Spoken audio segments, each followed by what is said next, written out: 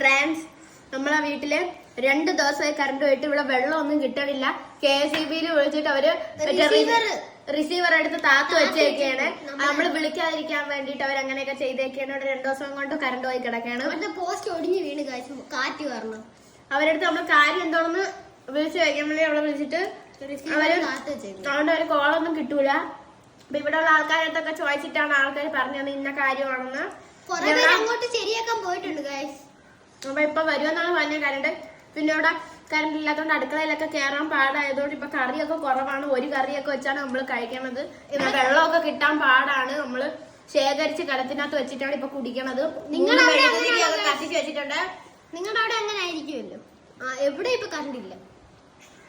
ഭയങ്കര കഷ്ടപ്പാടാണ്. ഈ ചൂടത്തിരുന്ന് എരിയൊക്കെ നമ്മൾ കഴിക്കണേണ്.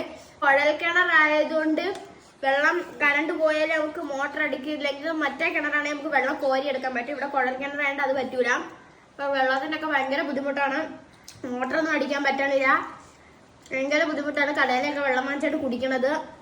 പിന്നെ കടയിൽ ഇച്ചിരി കറണ്ട് ഉള്ളതുകൊണ്ട് നമ്മൾ അവിടെയാണ് കൊണ്ടുപോയി ഫോണൊക്കെ ചാർജ് ചെയ്യണത്. 2 വട്ടം എല്ലാ ഫോണും സ്വിച്ച് ഓഫ് ആയിപ്പോയി. ഇന്ന് കറണ്ട് ഇല്ലാത്തതുകൊണ്ട് നമ്മള് ജോബിന് ഇറക്കുമതി ചെയ്തേക്കാണ്. ആലപ്പുഴ എത്തി. ഇനി എന്ന് ജോബിൽ കാണും കൂടാ. ബൈ പറ. ഹലോ ബൈ പറയാൻ ഹലോ ബൈ ബൈ. ടാറ്റാ.